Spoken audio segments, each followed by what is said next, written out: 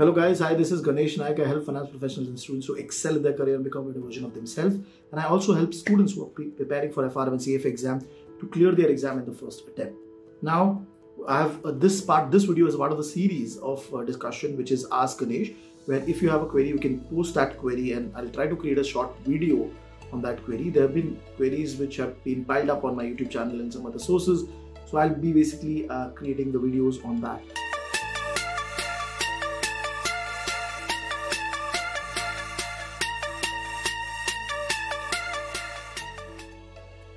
Now today's question is primarily posted by Vansh Gupta. He's asking that he's planning to give the FRM exam, okay, in by the end of second year of his college and planning to go for CFA level 1 after that. So is this a good planning approach? So at the broader level, he's asking how should we plan for FRM CFA when we are in the college itself.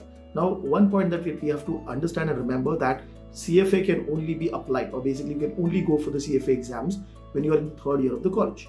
Okay, there's no such restriction for FRM. So if you want to go, you can go it in two ways. Okay, the first way would be give your FRM exam. Okay, complete your FRM level 1, level 2. Okay, primarily before you start with your third year of college, and then go for CFA level 1 and level 2 in that way. That is one way which is very structured, because you complete one certification and then you go towards the other certification.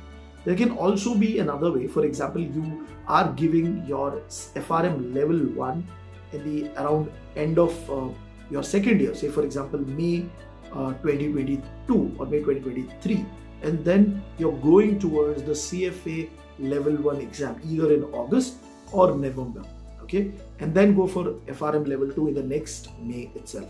So that is also a good way to plan. So you're tackling the exam in such a way that it is FRM level 1, CFA level 1, CFA level 2 or FRM level 2, and then you go ahead in that order.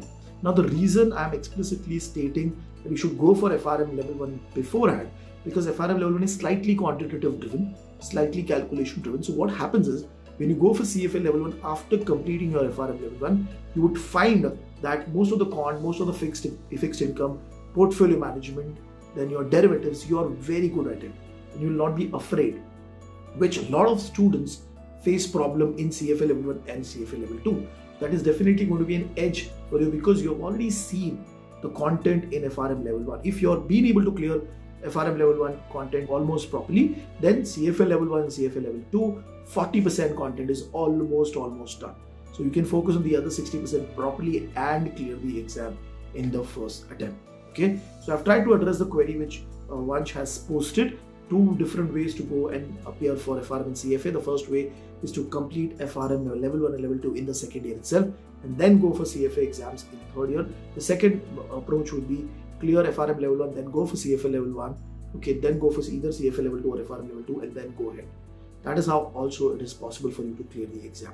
Now, if any other student or anybody else has any queries with respect to the exam, FRM, CFA or finance, which I can help you to address, you can post it on the comment section and please mention Ask Ganesh. That will be able to help me and pick up the question properly, and I can create videos on those questions, and I'll be able to address that question for you, get you, so that you get some clarity on your queries. Further, if you like my videos, if you like my channel, do subscribe to my channel, because that is where whenever I come up with new videos, new content, you will get a notification and you'll be the first one to watch it. So do subscribe to our channel. Thank you very much.